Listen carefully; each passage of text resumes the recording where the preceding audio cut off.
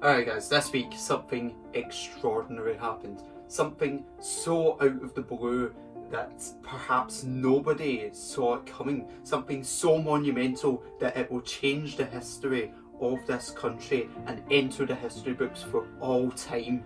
Something that has affected the whole world order. Something that will never be forgotten. Again, Joe Biden won the US election as well. Yo, what's up? I'm Ian Slow255, and a struggle that has been going on since before I was even born came to an end last night. Scotland qualified for the fucking Euros! How did they do that? Well, let me tell you. Because I still don't think my heart's recovered from it. And it starts with perhaps the biggest shock of the night. For the first 75 minutes, I thought Scotland looked very good. The game plan was being executed perfectly. We were shutting down Serbia, we were stopping them from making their attacking play, we were getting some attacking plays of our own. Granted, we weren't making too many chances, but it was all going smoothly, and we got the goal, and we had to hold on. All we had to do was hold on. But that's the Scotland we're talking about. So let's talk about the downsides, namely the substitutes. Steve Clark, what the fuck were you doing? All three of the substitutes were shite.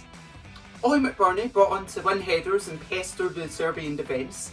Didn't win any headers and basically sat off the Serbian defence. Callum Paterson spent more time shouting through his moustache than actually doing what he was meant to be doing.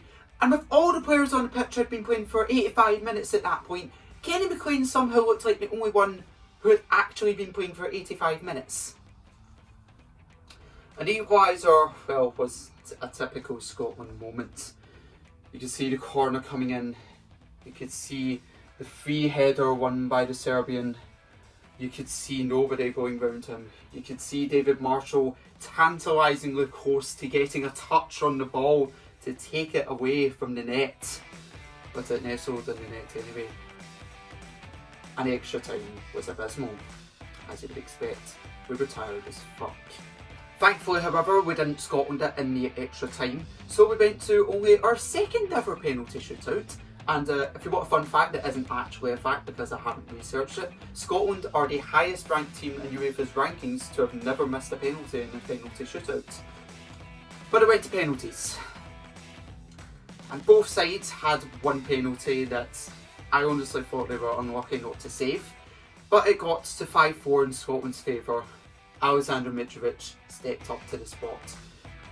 David Marshall stepped onto the line for the 5th time, knowing that if he could save this one penalty, he would be a national hero. And he did it. And then he immediately turns to the referee to look to see if it was going to be ruled out by VAR. VAR, I'm turning against you more and more every single day. But then the 3 puffs of the whistle came and it was finally over.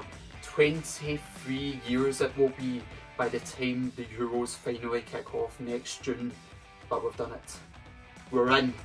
And our reward for that is probably getting pumped off of England and Croatia, maybe sneaking a win against the Czech Republic if we're lucky, and probably going out to the group stages again.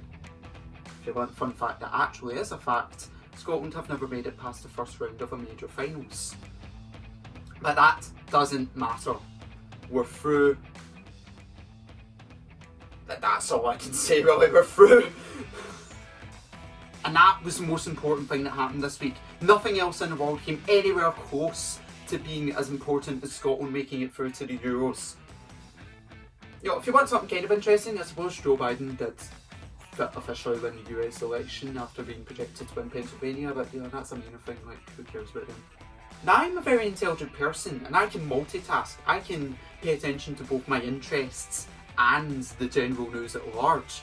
So while most of the country was too busy fretting over whether Scotland would finally do it, I noticed a little story that nobody really paid attention to. Namely, that there were tensions brewing in Downing Street and that Dominic Cummings could be leaving. Now you may be asking, who's Dominic Cummings? That's obviously what I asked myself when I heard that. But let's talk about what caused this whole saga, which was the resignation of a guy called Lee Kane, who I genuinely had no idea about until I heard of his resignation on Thursday. he's very good pals with Mr. Cummings, you see. And so when he resigned, Dominic seemed uneasy and perhaps like he was distracted by further possibilities beyond advising the government.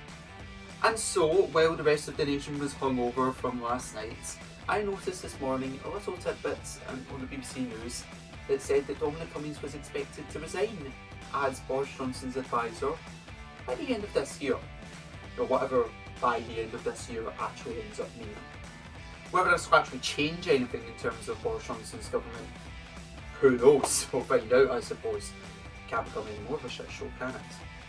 But anyway, that's the end of this week's video. To be entirely honest, I'm off to go build a statue of David Marshall in Minecraft. See you guys next week.